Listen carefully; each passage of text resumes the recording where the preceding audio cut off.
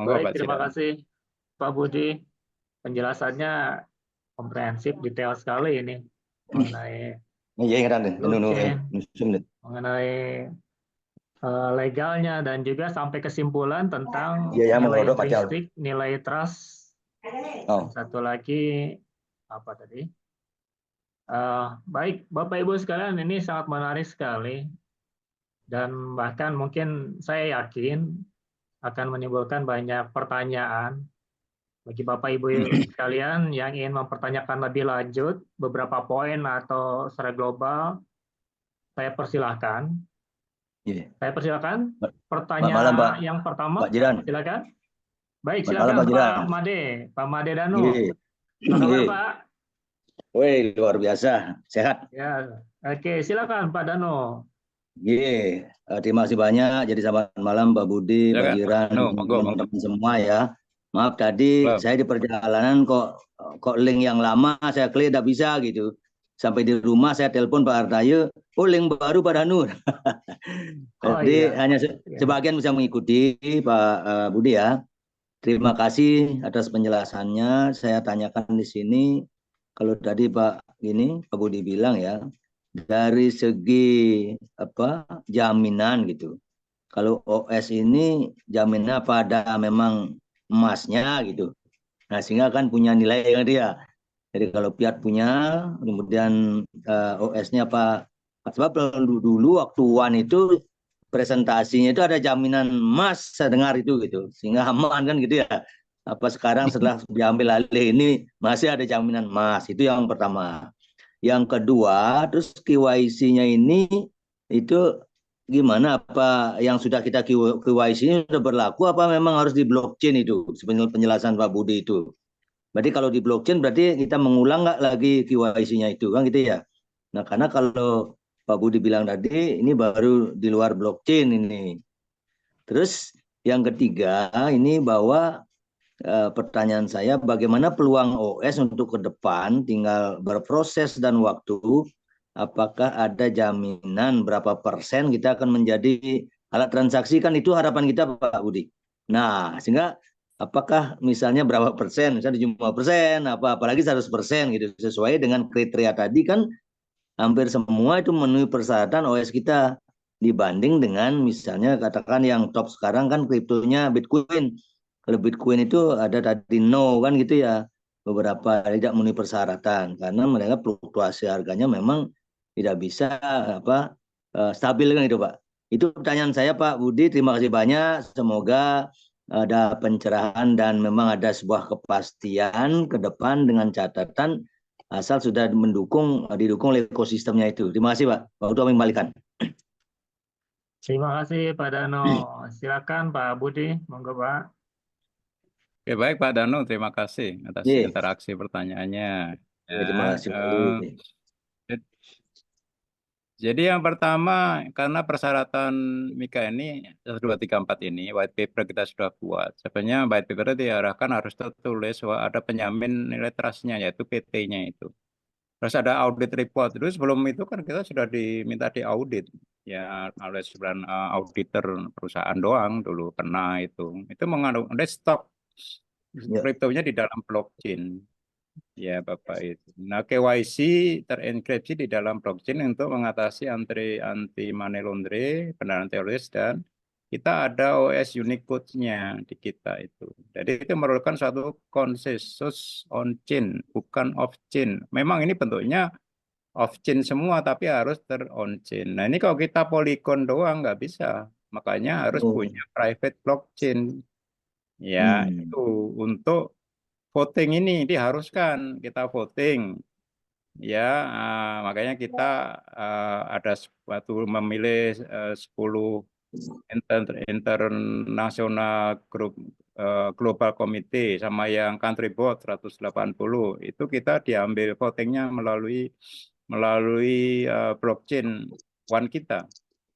Ya, blockchain key sama ya sekarang 10 perusahaan 10 IMA ya untuk menentukan tentang tentang jumlah dan sebagainya, jumlah stok dan sebagainya. Itu harus ada 15 suara ya dalam 20 ini harus dalam, kalau enggak kata, enggak bisa. Dalam wallet juga ya multi signature wallet ya. Ini adalah konsensus untuk otorisasi ya.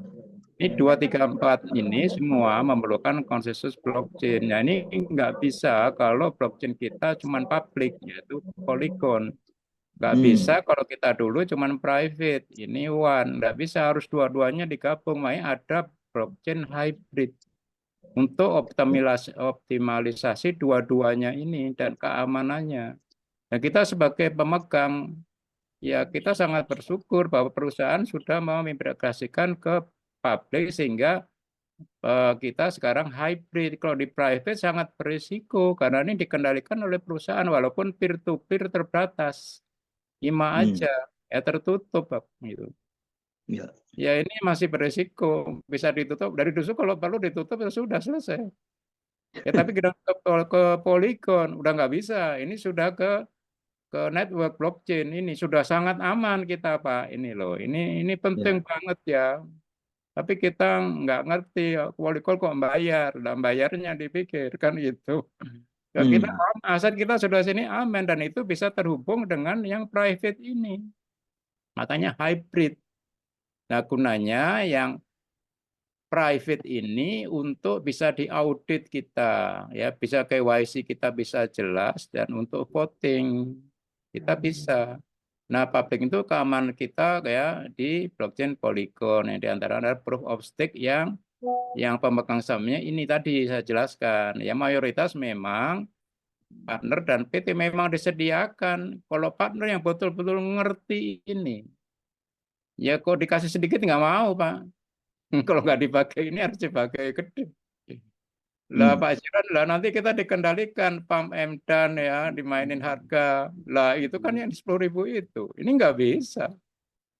Kita nggak bisa, kita diawasi oleh ESMA. Nggak bisa, udah jelaskan dulu. Justru ini kita kasih tanggung jawab. Ini ya, ini demokrasi terpimpin ini lebih bagus daripada demokrasi liberal Pak India. Dari dulu tahun 47 gitu-gitu aja. Ya, tapi Tiongkok ya luar biasa, itu demokrasi terpimpin komunis. Kita dulu udah benar demokrasi terpimpin Soekarno, tapi terus kelamaan Pak Hartonya. Pak Hartonya pertama-tama bagus. Ya. Nah ini demokrasi terpimpin ya Pak. Kita kasih tanggung jawab partner dan PT itu mendeveloper OS kita, meng-create value ini loh, value kita ini loh Pak yang penting. Kita itu kok nggak ada partner yang gede, institusi keuangan atau bank, ya bisa tapi nggak cepat gitu. Ya kok dijamin emas, kalau Pak Danu denger ya, saya nggak pernah dengar, nggak ada tuh Pak. Emas itu saya mending beli emasnya doang daripada beli OneCoin, enggak ada. Itu kita dulu masuk ke OneCoin itu resiko besar, Pak. Sangat besar. Itu bisa ditutup. Ya, kalau dia udah lari dapat duit, ada terucapnya memang visinya untuk ini, Pak. Ya visi, ini kita udah sampai di sini loh, Pak. Udah luar biasa perjalanannya di situ. Dengan Polygon ini ya nggak hanya sekedar kita bayar lagi, enggak. Kita aman banget. Perusahaan nggak bisa sekarang menutup, kita sudah di blockchain Polygon, blockchain publik ya Pak ya. Tapi tetap perlu blockchain yang private-nya ini untuk memenuhi ESMA, karena ESMA yang dipegang PT-nya ini. Gitu loh, untuk audit, untuk KYC, voting dan sebagainya, ini harus pakai private blockchain. Private blockchain ya Pak, bukan AI, beda ya. AI ini beda ya, nggak peer-to-peer ya. Nggak beda ya di sini. Kalau AI ini lebih berisiko lagi. AI ini dikatakan satu entitas doang. Kalau ini enggak, ini ada seperti minernya, itu KYC apa tadi yang sini, KYC voternya, KYC holder kita ada di sini. Ya terenkripsi dan tidak bisa dipalsu. KYC holdernya ada ya di private blockchain-nya. Terakhir tadi apa nggak jelas Pak Danu pertanyaan. Jadi potensi peluang kita OS ini ke depan sesuai harapan kita berapa persen meyakinkan akan menjadi alat transaksi dunia itu Pak, digital Pak? Maksudnya tergantung dari kita dapat license-nya dari MiCA apa tidak. Kan itu legalitas ini ya. Ini udah saya tulis duluan nih, tapi Ya. ya, ini seandainya ya sudah ya, karena sudah dipersiapkan semua ya. Semuanya kayaknya sih sudah terpenuhi, tinggal value Hmm. kita kan gitu ya, value kita ya. Jadi 42,2 euro ini kan belum betul-betul go public. Ya, makanya Ya. kita dulu ada 2 jalur untuk go public, mulai di Seeker, yang sekarang kita ada di Seeker Pool, dan mulai Web 3.0 ya, itu apa namanya Uniswap di sana. Itu bisa go public gitu. Sekarang apalagi di Seekernya dibuka untuk seluruh pembeli, bukan hanya IMA saja. Ya, semua. Kalau kita ke Web 3.0 Uniswap, itu yang menukar ke OS tidak hanya kita aja, orang luar bisa menukar di situ. Hmm. Ya, itu meng-create value-nya gitu. Dan itu kan perlu perlu kayak apa namanya yang pool yang di dalam itu ya, liquidity pool yang di itu. Nah, itu perlu ini tadi apa namanya? Ini Pak itu tadi apa namanya? Ini partner kita ini loh, Pak. Ini partner kita.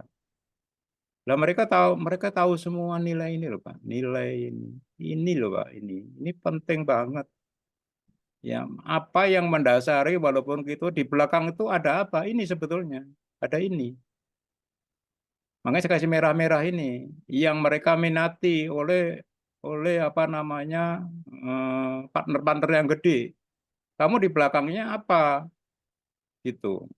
Ya, Hmm. kalau cuman sertifikat dipecah-pecah. Ini nanti Hmm. kalau crash ya itu lari semua ini. Kita dapat sertifikat pecahan doang, ini nol semua ini Pak, nggak ada paten ini nggak ada. Kalau ini dijamin Pak, dijamin oleh legalitas daripada PT-nya ini di 40 Hmm. ribu Bitcoin. Kita insya Allah dijamin di sini, dan ini akan deflasi terus karena barang jasa bisnis itu naik terus di situ. Ya. Ini yang membedakan betul ya Pak. Yang betul saya kira kalau yang ngerti betul ini. Ya, seperti BlackRock segala macam nih, wah ini kesempatan nih Bitcoin ini ya, dia tuh punya storage of value. Ya, tadi kan saya tulis di situ.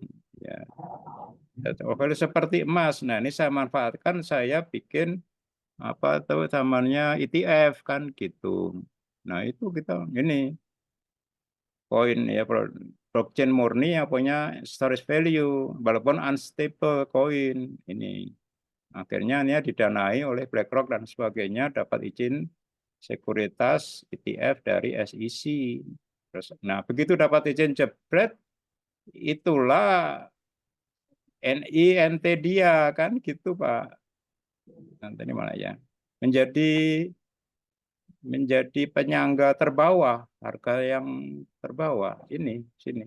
Ya, begitu nilai trustnya ada, PT-nya legal, ya, ini 40 ribu ini menjadi harga yang terbawah. Coba lihat. Sekarang naik terus, nggak di bawah ini lagi.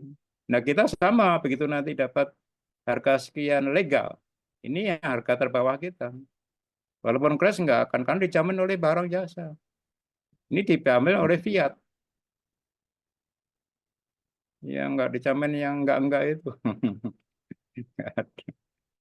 Itu Pak Danu. Ya, Oke, terima kasih Pak Budi. Cuma lagi sedikit nih. ya. Jadi kalau nanti tanggal 30 Juni ini apa organisasi negara-negara Eropa itu MiCA itu apa konversi fest apa namanya legalisir daripada kripto di Eropa itu, apakah juga kita mempunyai angin segar membuat OS kita juga akan menjadi apa istilahnya bisa legalitasnya itu Pak, gimana Pak? Coba. Terima kasih. Jadi ini jangan salah, banyak yang salah persepsi ya Pak ya. Nah, Ya. 30 Juni itu aturan ISMA itu mulai berlaku ya Pak ya. Artinya berlaku Hmm. itu harus memenuhi itu untuk bisa beroperasi di Eropa. Itu loh Pak. Bukan Oh, tanggal memperoleh izin. Ngerti oh Pak? gitu. Beda ya. Ya. Jadi memperoleh izin ya mulai bisa diurus ya, walaupun dulu udah dipersiapkan kan gitu ya, udah lama dipersiapkan, tahulah syarat semana ini diurus. Nah, Hmm. berapa cepat yang tahu perusahaan, semoga cepat karena ya Eropa berminat juga gitu loh Pak ya, Ya. itu harus cepat gitu. Nah, kalau itu sudah ada ya sudah, itu sudah terbuka jalannya gitu loh Pak Kok dulu jalannya tuh nggak terbuka, gitu kan? Kalau kitab suci jalan Tuhan dan waktu Tuhan. Nah, jalannya terbuka dengan Isma ini dan Web 3.0 sudah. Nah, waktunya ya waktu Tuhan lagi. Ya, Waktunya nggak bisa Pak ya. 2000 akhir 2024 atau 25 belum bisa ya bisa Pak ya. bisa cepat, bisa Bisa. lambat. Oh. Kan ada, kalau nggak salah Pak Artaya tahu juga ya bahwa untuk konversi DC Kerpool yang otomatis itu kan ada stepnya ya. Merchant yang punya 12 bulan kinerja bagus, apa itu merchant yang ini, akhirnya OS anggota IMA kita kan bisa ada ya itu ya, ada itunya. Coba tanya itu. Nah, Iya. itu dari perusahaan gitu loh. Nah, itu kalau itu bisa transfer otomatis ya, nah nggak tahu itu seperti apa. Itu salah satu apa namanya, roadmap ya, tanggal, deadline-nya ada di situ, rencananya ada di situ. Cuman gini, perusahaan ini udah dari dulu ya, itu kalau membuat wacana terus disalah mengertikan oleh leadernya, misunderstanding semua masalah. Nah, yang musuh kita memanfaatkan di situ. Nah, sekarang perusahaan nggak akan dia bocorkan di situ sebelum benar-benar terjadi. Itu aja. Nah, gitu aja. Jadi tanya saya ya tanya perusahaan dulu kan, kita kita memikirkan kebenarannya Pak semua itu. Benar apa enggak, jalannya ada apa enggak gitu. Ya. Jadi bukan terus ini berlaku terus jadi dapat itu ya, yang moga-moga cepat lah karena sudah dipersiapkan dari dulu ya, gitu. Itu aja Pak gitu. Baik, terima kasih Pak Budiono penjelasannya. Pak Dano semoga bisa Oke. menjawab. Terima kasih banyak Pak Budi Setelah penjelasannya. Eh, baik, setelah Pak Dano ini ada pertanyaan berikutnya. Saya persilakan Pak Oka Darmawan. Baik, Silakan terima Pak Oka. kasih. Terima kasih Pak Majiran. Ya, Selamat silakan. malam Pak Budi Selamat malam, dan Pak. teman-teman semua. malam. Saya tertarik poin terakhir itu yang di kesimpulan Pak, tapi saya belum begitu paham itu terkait dengan deflasi dan inflasi. Dampaknya itu kemana itu Pak kira-kira Pak? OS itu bisa deflasi, sedangkan kalau USDT itu inflasi. Nah, ini belum jelas, bisa diberikan sedikit informasinya Pak. Terima kasih Pak. Oke, ini Pak Oka nggak tampil ya? Ini kok nggak saya lihat. Enggak Pak, enggak ada Pak. Saya enggak pakai baju soalnya. Oh ini ya Pak ya, ya ini ya. Ya. Ya kenapa ini deflasi? Karena inflasi. Ya kan deflasi karena dia mengkaitkan nilai intrinsiknya ini ke barang jasa bisnis. Ini kan patokan untuk inflasi, ukuran inflasi daripada uang fiat di setiap negara. Jadi uang fiat itu selalu apa namanya, inflasi terhadap barang jasa bisnis di sini. Makanya ada nilai inflasi. Ya seperti tadi yang Argentina sampai berapa? Sampai 300% di situ. Oh, ya. Artinya kalah dengan barang jasa bisnis. Kalau kita mengkait di sini, deflasi itu naik terus. Ya kalau mengait ke fiat, ya harganya satu dolar ini akan terus inflasi terhadap barang jasa bisnis. Apalagi ke rupiah ya. Sekarang rupiah sudah mendingan, inflasinya di 3% kalau nggak salah. Ya tapi kalau negara-negara yang inflasinya gede-gede ini kan masalah itu Pak. Itu namanya inflasi Pak. Kita pegang dolar atau pegang uang kita ini. Tapi ternyata inflasi turun terus gitu walaupun dijamin oleh segitu. Ini Argentina 280%, Turki itu 75%, Venezuela 65%, Zimbabwe. Nah ini inflasinya segitu Pak. Artinya turun walaupun kita dijamin oleh fiat. Tapi kalau dijamin barang jasa bisnis itu akan naik terus terhadap fiat. Artinya deflasi. Itu saja Pak, itu tadi yang di situ. Berarti harganya naik terus berarti ya Pak? Iya Peluangnya kan begitu. terhadap Terhadap euro barang. ya, terhadap euro. Iya begitu ya Pak. Ya, Oke, karena oke. kita terkait oleh barang jasa. Berarti kalau begitu kan tadi kan disinggung sama Pak Danu, kita jaminannya apa emas gitu ya. kalau dengan Bapak sampaikan ini berarti jaminannya atau underlying-nya kan di BJB ini, Pak. Iya. Dan PT ini. PT yang legal ini harus legal nih, Pak. Iya, iya, iya. Penjamin NI sama penjamin NT. Tapi NI-nya kalau ini, NT-nya, PT-nya. ya sudah jelas di sana legal. Berarti tinggal di BJB aja ya, Pak ya? Kenapa? Legalnya belum kan ini? Legal. Oh iya, nunggu apa mikanya ya, Pak ya. Ya, makanya. Nah, Kalau berarti BJB kan deseker kita. Deseker ya kita. deseker, ya betul Pak. Deseker. Kalau deseker semakin berarti semakin banyak apa namanya penggunaan deseker, menggunakan OS-nya di deseker itu akan semakin besar gulungannya kan Pak? Iya, betul. Iya, Betul. iya. Oke, Itu oke. antara ayam atau telur aja, Pak. Ya Iya, ayamnya iya. terus boleh, telurnya nih harus ada. Ayamnya ini harus ada. Jadi dua-duanya apa bersinergi cepat. Iya. Ya, Berarti memang sebenarnya teman-teman IMA itu harus aktif di deseker ya, itu Pak ya. ya Semakin ramai akan semakin naik. Ini Ditambah lagi penjamin yang sesungguhnya yang hakiki daripada uang dan mata uang barang jasa bisnis. Sebenarnya dulu kan nggak ada uang kertas, nggak ada black apa iya, tuh. iya. Itu Ya semua yang kayak barter tuh barter itu Pak ya. barter dulu. Ini loh Pak, Ya, yang paling kuat ini kan karena ya supaya praktis, tapi praktis saja ternyata ya. nggak dijamin emas lagi. Iya, Akhirnya harus perlu ini PT-nya yang kita pegang iya, iya. gitu. Oke, Kalau enggak baik Pak. berbahaya, ini jatuhnya seperti ini semua Pak. Iya, Nyungsep. oke. Baik Pak, terima kasih Pak. Hmm. Sudah bisa dipahami. Ya. Terima kasih. Baik, terima kasih Pak Oka Darmawan. Terima kasih Pak Budi juga penjelasannya. Izin saya juga ada satu pertanyaan Pak Budi Pak Jiran masih mengenai sih pertanyaannya. Monggo, monggo. aspek likuiditasnya Pak. Kalau tadi diterangkan nilai intrinstiknya, underlying-nya ada di barang jasa dan bisnis Pak. Apakah likuiditas OS sendiri hanya dari bisnis jasa dan barang saja Pak? Sehingga yang namanya likuiditas di sini kan paling penting ya Pak, karena pasar ini kan bisa bergerak dan berjalan kan dilihat dari likuiditasnya Pak. Nggak Ya. peduli dia lagi bullish atau bearish gitu. Nah, apakah cuman di poin deal shaker-nya saja yang bisa bisa menjamin likuiditasnya baik gitu Pak. Dan satu lagi, jika memang likuiditasnya misalkan ada peluang untuk sangat baik, apakah dapat menciptakan pemain-pemain atau institusi besar ya yang ingin mengkapital, atau bahasa kerennya smart money gitu ya, bandar gitu. Bagaimana tuh Pak?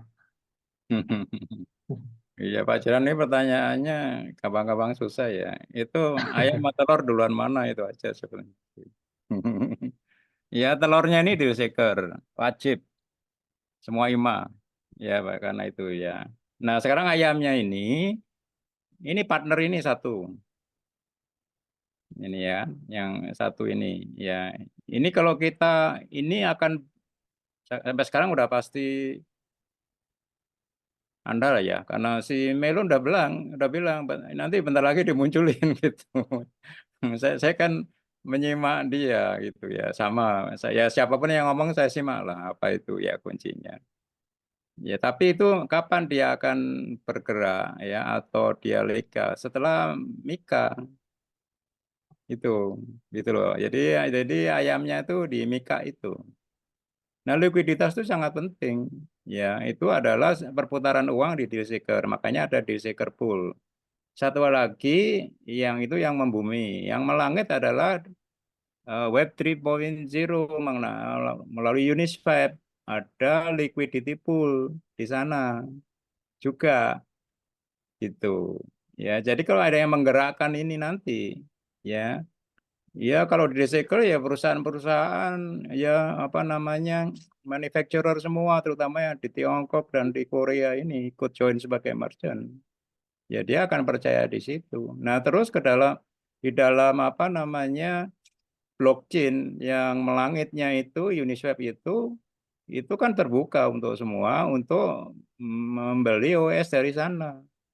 Ya, karena dibuka. Makanya nanti di DSeker yang membumi ini pembeli bayarnya tidak hanya dari IMA, bisa dari luar. Dan dari Web 3.0 yang melangit itu pembelinya dari luar semua, bisa beli OES. Nah, liquidity pool-nya yang menyediakan ya, ini partner-partner ini, karena dia dapat reward di situ juga. Ya penggerak mulanya ya Mika menurut saya, kedua partner ini. Ya ketika ayamnya ada di DSeker, pembeli untuk liquidity, dan juga ada di Web 3.0, pembeli OES melalui Uniswap konversi. Itu aja Pak, gitu loh. Jadi urutannya tuh harusnya begitu. Jelas nih Pak Jidan kira-kira. Iya Pak, ada gambaran. Pertanyaan lanjutannya Pak, kalau partner ini tadi salah satu penggerak juga, apakah ada potensi partner ini memiliki intervensi begitu Pak terhadap regulasi secara global di OS, di PT-nya ini? Oh ya, jadi ini kan diatur dari konsensus ini tadi kan Pak. Walaupun dia mayoritas di saham, tapi dari konsensusnya tadi sudah blockchain konsensus sudah diatur di sini Pak tadi.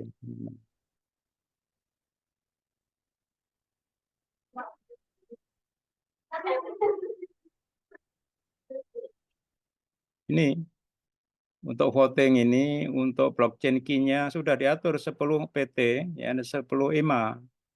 Ya, coba di otorisasi juga. Nah, untuk pemilihan ini juga sudah diatur di voting di blockchain-nya semua di sini. Ini kita semua terlibat kita, apa namanya, IMA semua blockchain melalui konsensus blockchain private, blockchain one yang dulu. Ini melalui itu. Jadi nggak bisa dia menguasai di sini, nggak bisa. Karena sudah diatur dengan konsensus ini demokratis melalui blockchain. Itu. Oke. Ini nggak bisa menguasai, tapi kita kasih tanggung jawab karena kalau rugi dia yang paling banyak rugi, kalau untung dia yang paling banyak untung kan gitu. Itu aja. Baik, Pak Budin. Terima kasih Pak Budin. Masih saya kasih kesempatan satu pertanyaan lagi bagi Bapak Ibu sekalian yang mau mengajukan pertanyaan. Pak Jiran, mohon izin, boleh saya Ya. lagi satu sedikit lagi Pak. Silakan Pak. Izin Pak Budi, mohon maaf tadi ada yang kurang. Terkait tadi pertanyaannya Pak Jiran terkait dengan apa namanya DSeker tadi Pak. Kami sih melihat begini Pak, dari kemarin kapan udah lama Bapak posting sempat waktu yang harga 10.000 di apa namanya di grup itu Pak. Saya mau nanya sebenarnya itu Pak. 10.000 apa? Ada waktu itu yang apa 10.000 kripto yang akan jatuh itu. Oh, itu okay. Ya waktu itu Bapak jawab. Nah, terkait dengan itu, tadi Bapak kan ada menyampaikan bahwa nanti karena OS kita dan DSeker dibuka di Uniswap Pak, berarti kan ada potensi orang-orang yang dalam hal ini yang punya uang banyak bisa beli banyak itu Pak koin kita. Nah dalam artian mereka bisa juga men-create suatu market, katakanlah seperti kayak bikin Shopee, kayak bikin Tokopedia dan sejenisnya. Bagi mereka yang sudah punya uang banyak, bisa jadi dia khususnya di Indonesia Pak, mereka yang jeli, yang sudah mendengar isu akan munculnya apa namanya Mika, artinya mulainya Mika itu diberlakukan mulai tanggal 30 ini, mereka kan sudah mendengar juga isu seperti itu. Nah nanti seandainya hal itu terjadi, dari kami sih berinisiatif, bagaimana kalau di kita itu di Indonesia khususnya Pak, membuat suatu PT, suatu PT sehingga siapapun nanti bergabung bahwa PT yang pionir kita itu Pak, dari teman-teman semuanya di bawah pimpinan Pak Mangku Artayo membuat suatu PT, dan nanti itu yang dilegalkan Pak. Yang mau masuk tidak bisa menguasai pasar di Indonesia atau semacam PT yang menggunakan kripto dalam hal ini OS di dalam bertransaksi. Nah, ini usul kami, Pak. Apakah bisa hal tersebut kita lakukan dengan membuat suatu PT di Indonesia di bawah Pak Mangku Hartaya sebagai country manager, dan teman-teman yang memang mau bergabung di sana memiliki saham seberapa besar sesuai dengan dana yang masuk ke PT tersebut. Dengan demikian siapapun nanti, anggaplah ada pengusaha yang jeli, apalagi orang Cina yang notabene merchant Cina yang sudah established di Hong Kong sana, untuk mengambil posisi sebagai merchant besar. Nah, kalau PT kita itu nantinya sebagai merchant besar, nah ini akan bermanfaat. Di samping kita punya OS juga menyatukan teman-teman yang sebagai pionir Indonesia yang sudah menunggu sekian tahun memiliki semacam pasar crypto market khusus pengguna OS. Bagaimana Pak menurut Bapak, pendapat Bapak terkait hal tersebut? Itu saja Pak, terima kasih Pak. Oke. Siap nih Pak Jiran. Iya, silakan Pak Budi. Terima kasih Pak. Ya, memang betul ya Bapak. Ini sebenarnya yang menjawab Pak Artaya. Coba saya jawab dulu ya. Jadi memang kita harusnya bikin PTOS Indonesia gitu ya. Tapi itu kan menunggu legalitas dari pusat. Itu dulu Pak. Ya, kalau itu sudah ada di kita ya, kan di segel kita kemarin sudah kita bicara Pak, itu ada yang pertama kali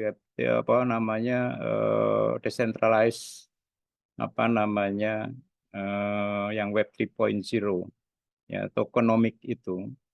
Ya, itu beda dengan yang lain, Pak. Ya, jadi jadi mendunia begitu masuk di situ tidak terbatas di Indonesia saja, tapi memang ya yang akan banyak ya mungkin di Indonesia kalau untuk PT di Sekat Indonesia ya. Jadi nggak perlu takut bersaing dengan yang lain ya, justru kita berbeda ya. Jadi karena kita memakai kripto dan itu decentralized ya, bukan satu toko seperti yang lain ya, yang toko-toko ya Lazada dan sebagainya. Ya kita bisa menjadi merchant dan kita bisa menjadi buyer. Cuman buyernya bisa dari luar. Ya kan gitu ya. Kalau nanti buyernya beli dari luar, itu kan harganya ada euro, ada OES, atau kalau di Indonesia bisa nggak tahu rupiah masuk apa enggak, ada OES itu. Ya itu OES-nya bisa langsung masuk dikonversi ke Desegger Pool, bisa lebih cepat mungkin dikonversi ke fiat di situ. Ya, saya kira memang itu caranya ya, saya kira. Nah, itu yang mengerti nanti Pak Artaya ya, kita bisa belajar seperti Vietnam yang jelas itu. Ya, saya nggak ngerti ya apa bentuk koperasi dan sebagainya. Itu memang caranya seperti itu dari Pak, harusnya. Tapi kita menunggu ayamnya. Ayamnya yang pertama sekali itu Mika. Itu Pak, dari pusatnya itu dulu. Baru nanti kita bisa beroperasi lebih mudah. Untuk PT kan gampang itu sebetulnya. Nah, bentuknya PT apa koperasi dan sebagainya. Nah, tolong Pak Artaya bisa ngasih advice Pak, monggo Pak, sedikit-sedikit. Pak Jiran. Terima kasih Pak, ini untuk responnya. Silakan Pak, lanjut. Pak Artaya. Baik, terima kasih. Silakan Pak Artaya mau menanggapi. Baik, terima kasih. Jadi seru sekali ya. Ternyata semakin malam, teman-teman ternyata semakin fokus. Bagus. Jadi terima kasih Pak Agung yang sudah memberikan masukan sebenarnya bagaimana perkembangan di Indonesia. Yang pertama saya informasikan bahwa PT itu dibuat untuk melegalkan franchise di Indonesia. Karena deal shaker itu akan lebih power ketika dia menjadi franchise. Ada pemegang franchise atau franchiser, dia akan punya PT dengan PT Deal Shaker Indonesia. dan semua transaksi di Indonesia akan di bawah franchise itu sendiri. Nah, masukan dari Pak Agung tuh bagus karena apa? Jadi kita ingin teman-teman yang sudah mungkin dalam tanda kutip agak lebay sedikit berdarah-darah itu berjuang itu maksudnya ngumpul jadi satu, bikin PT franchise, kemudian mengelola semua merchant yang bertumbuh di Indonesia. Nah, itu bagus sebenarnya, ide yang bagus. Nah, sebelum mencapai ke arah sana, kebetulan ini pertemuan bagus sekali karena lagi 2 hari saya langsung Zoom diskusi dengan country manager Malaysia. Karena di Malaysia itu sebulan itu bisa 4-8 kali ada mini bazar deal shaker. Ya, caranya dia itu adalah dia belum juga punya PT seperti di Vietnam. Kalau Vietnam itu memang luar biasa, Meloan itu menggerakkan dengan sistem franchiser itu supaya benar-benar semua merchant itu di bawah satu koordinasi ya menuju ke satu titik yaitu franchise deal shaker. Nah, karena kita di Indonesia masih sedang menimbang-nimbang nih bagaimana cara kita membuat PT, terus kemudian sumber dananya dari mana, maka seperti yang dilakukan Malaysia dan Thailand. Jadi pada pertemuan lagi 2 hari lah ya, di Selasa jam 8 juga itu kami akan lakukan diskusi. Itu mereka punya strategi yang bagus, Pak, sebelum menuju ke sana. Jadi mereka akan memasyarakatkan bagaimana setiap merchant bisa melakukan basar, karena kita mini basar ya, ada 20-50 merchant itu mereka ngambil tempat-tempat di mana memang contoh di taman kota atau di mall-mall yang memang ada space yang bisa mereka buka di sana, tetapi dengan melakukan transaksi yang menggunakan sistem voucher USP. Ya, sehingga kalau itu sudah mulai bangkit bersama-sama, maka untuk mengarah ke franchiser itu lebih gampang karena masyarakat itu sudah teredukasi ya di awal bagaimana menggunakan USP ya, bagaimana para pedagang memanfaatkan merchant itu deal shaker sebagai tempat untuk promosi sekaligus untuk perputaran juga. Nah, termasuk saving mereka pada saat ada peluang untuk masuk ke deal shaker pool. Nah, jadi setelah lagi 2 hari kita akan diskusi lagi. Saya ingin mendengar juga masukan dari teman kita, ada country manager Malaysia yang intens sekali karena undangannya ini di Thailand sebentar lagi. Ada juga di Thailand sudah melakukan 3 kali. Ya, tetapi dibimbing oleh teman kita yang dari Malaysia. Jadi country manager Malaysia itu bertindak seolah menjadi IGC, dia orangnya sangat kreatif, bagus, dia memberikan masukan karena dia sendiri dia bilang, saya bisnismen. Jadi saya melakukan deal shaker itu karena saya memang mencintai konsepnya, saya mencintai platformnya, dan kemudian saya bisa memanfaatkan dia untuk meningkatkan aset saya, omset saya, dia bilang seperti itu. Nah, bagaimana caranya? Ternyata kita harus belajar. Mudah-mudahan lagi 2 hari ya. Jadi kami mendapatkan sebuah penguatan untuk bagaimana langkah pertama kita akan mengadakan mini bazar di Indonesia, langkah berikutnya adalah franchise tadi. Jadi kita step by step dulu. Kalau menuju ke franchise mungkin memang perlu orang-orang yang secara manajemen itu bagus ya. Manajemen itu bagus, apalagi kita akan membangun sebuah kelompok untuk memegang satu franchise di Indonesia. Tapi anyway, Pak Agung itu ide yang dahsyat, luar biasa, karena sudah memikirkan bagaimana teman-teman yang lama sekali ini berproses juga ikut menikmati bagaimana perkembangan franchise deal shaker ke depannya. Ya, jadi mohon sabar. Jadi itu aja masukannya, yang jelas bahwa masukannya luar biasa bagus apa yang disampaikan Pak Budi. Jadi tadi itu juga bagus sekali karena apa? Intinya bahwa bagaimana setiap produk itu punya usability yang benar. Karena yang akan menjamin seperti sering dikatakan the backbone of OS is deal shaker. Tulang punggungnya dari gitu tuh adalah deal shaker. Karena dari sanalah real usability. Dari sanalah perusahaan itu merasakan bahwa manfaat dari OS yang kita punya itu bisa dinikmati, dan pada akhirnya dialah yang mempertahankan value dari OS itu sendiri. Jadi merchant-merchant yang sudah bertebaran di seluruh dunia ini akan mempertahankan nilai value dari itu karena seperti tadi alat transaksinya dia, sehingga dialah yang mengunci para merchant lah yang mengunci nilainya, tidak akan terjadi seperti tadi ada crash ya, atau apa namanya biaris yang sangat instan dan tajam itu nggak akan terjadi. Oke, itu aja mungkin dari saya. Mudah-mudahan sedikit menjawab ya. Terima kasih Pak Agung. Terima kasih Pak Mangku Artayo. Ya, sekali lagi ke Pak Ciran ya. Baik, terima kasih Terima kasih. Pak Artaya. Terima kasih Pak Oka Darmawan, Sama-sama Pak Budiono, Jiran. dan semua rekan-rekan sekalian yang sudah bertahan semakin malam malah semakin semangat nih sepertinya. Alhamdulillah, puji Tuhan, sementara kita malam ini banyak sekali mendapatkan insight, mendapatkan informasi dan penguatan knowledge ya seputar cryptocurrency khususnya di OS ini sendiri. Semoga Bapak Ibu sekalian dalam menjalankan bisnisnya menjadi lebih mantap, lebih yakin, dan mindset-nya juga sesuai dengan yang tadi disampaikan oleh Pak Budiono, sehingga visi menjadi mata uang dunia atau currency dunia bisa tercapai melalui OS ini. Bapak Ibu sekalian, saya ucapkan sekali lagi terima kasih atas perhatian, atas keleluasan waktunya, durasi 2 jam lebih ini.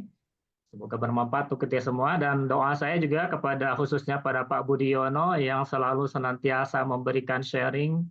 Semoga selalu senantiasa diberikan keberkahan, dari usianya, kesehatan, dari sisi kehidupannya, dan juga dari sisi ilmunya. Demikian juga untuk Bapak Ibu sekalian, sukses selalu. Semoga keberlimpahan, berkat Tuhan selalu menyertai Bapak Ibu sekalian. Malam ini saya tutup acara ini dengan kalimat pujian kepada Tuhan. Alhamdulillahirabbil alamin. Alhamdulillah. Sementara wassalamualaikum warahmatullahi wabarakatuh. Waalaikumsalam Om warahmatullahi Santi Santi Om. Terima kasih Pak Budi, Pak Jiran. Terima kasih. Sampai Terima kasih, jumpa Pak di Jiran, Pak Budi. acara berikutnya. sekali Pak ya. Nyoman Artayo, makasih. Pak Jiran. Terima kasih semuanya. Terima kasih. Terima kasih Pak Budi, Pak Budi. Terima kasih. Pak Jiran, Pak Artayo, Terima kasih, teman-teman Pak. semua. Sehat selalu. Terima kasih Pak Budi. Terima kasih. Dan semuanya memberikan wejangan yang luar biasa. Terima kasih Pak Budi, terima kasih Pak Nyoman. Terima kasih Bu. Terima kasih Bu. Nanti rekamannya diposting lagi Pak ya. Iya Pak, nanti bisa dicek di YouTube Baik, Pak. SQ Power Pak. Ya baik, terima kasih. Baik, terima kasih. Saya tutup. Selamat malam. Malam. Selamat malam. Malam.